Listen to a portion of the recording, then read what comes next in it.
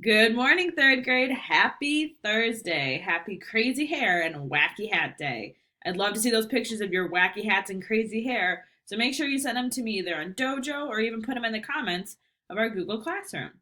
So, this morning, while it is crazy hat day and wacky hair day, it's also Children's Book Day. So, make sure today you guys get a chance to either read a book, listen to a book. One of my favorite things is reading to family members or even reading to pets, stuffed animals, whatever you have.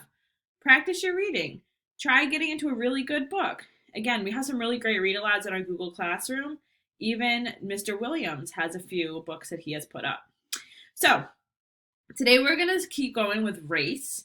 And for today's lesson, we are going to be talking about how to cite your evidence. So in order to do that, we're going to be using our tools from race and from what we learned in class to make sure we give the author of whatever we're reading the credit they deserve. So yesterday we talked about restating and answering. So that's the first part of race. And that is going to be where you figure out what your answer is going to be. Now, in order to make sure your answer is a strong answer, it needs to have evidence. And in order to find evidence, we have to look in the text. So one of the best ways to do that is to go back and reread. Now, snotting, like we talked about, will help you. So if you're really snotting while you're reading, you can go back up and you can figure out different places that kind of stood out to you that might help work as a quote. So one of the things that we need to work on with citation is giving the author credit. And in order to do that, we again need to use quotes. So I want to show you on the next slide is actually an example of a quote that someone used and they were able to give the author credit. So I love this one because today, especially with Children's Book Day, it works perfectly. So I want you to look right here. And these I like that they make it nice and big. These right here are quotation marks. Now he has double quotation marks, as you only need to use one. So I want you guys to see also down here that they put the author's name. We don't have to do that when we're writing right now. We're not worried about who the author is as much right now. We are more interested in what they're thinking, what they're doing, how they're helping us support our answer. So a quote like this, you can find magic wherever you look.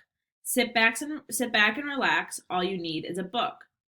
Now, if I were just to write that in my race response without any quotes or saying, the author says or in the text, it would look like those were my words, which they're not. So we don't want to take anyone's words. So when we're thinking about race, make sure you kind of have that little distinguishment between what the author's saying and what you are saying.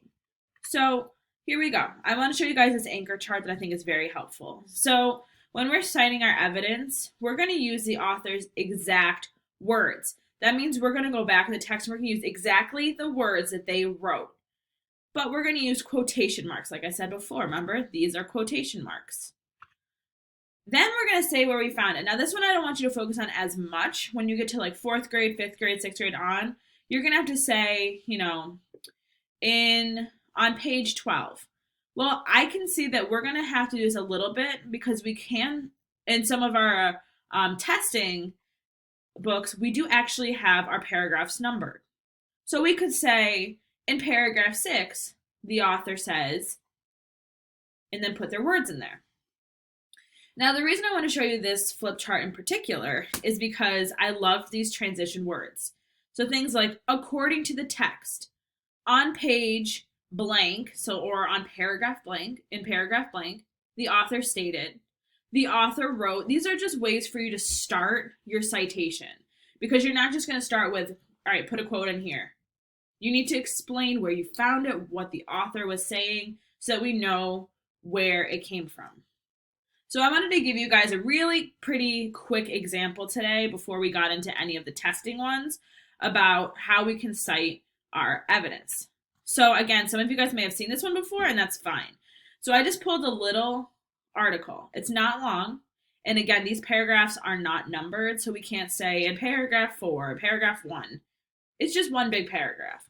So we're just going to use things like, according to the text, the author states. In the text it says, those kind of transitions. So it says emojis were first invented in Japan in the 1990s. These days, most people use emojis. There are almost 2,000 of them. You can find an emoji for almost anything. They let people express ideas with pictures.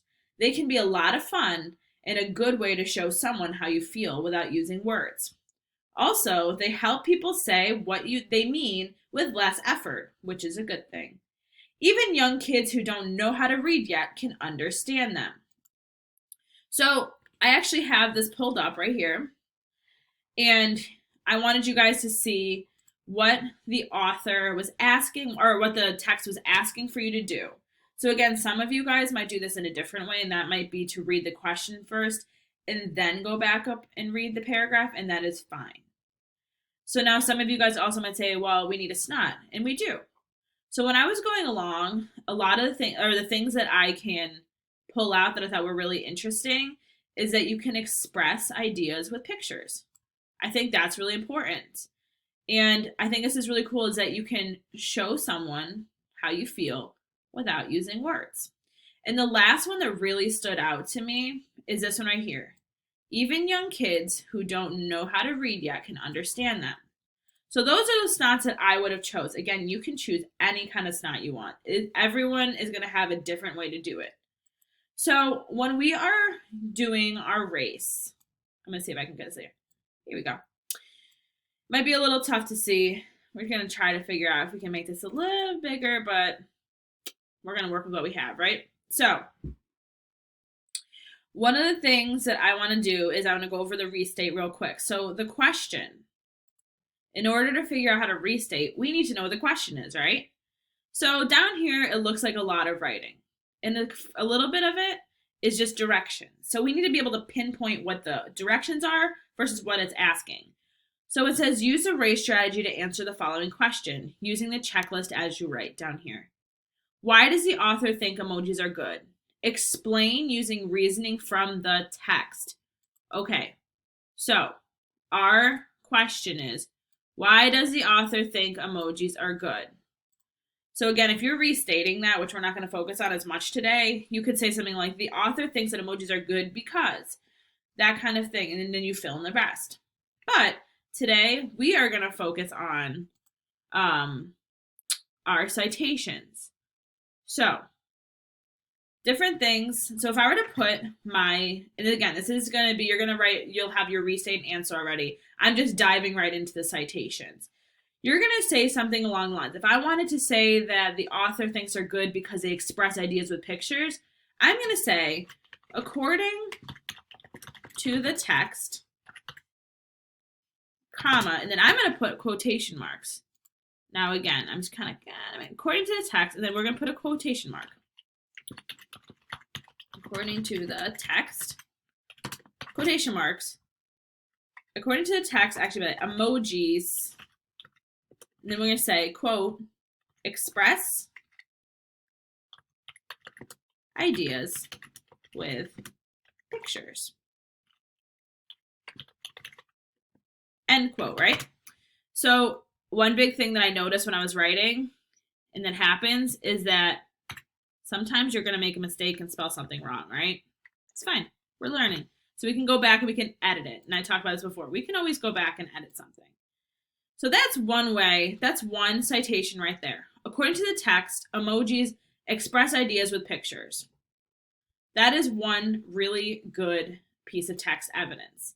Now, another one could be, I'm going to give you just a couple examples of this one, not too much. In the text, it states that, we'll say that emojis, yeah, I spelled that right. And then we're going to pull our second piece of text. So, in the text, it states that emojis, now I'm going to put my quotes because I'm using their exact words. I'm using these exact words right down here in the quotes. That emojis show, someone how you feel without using words.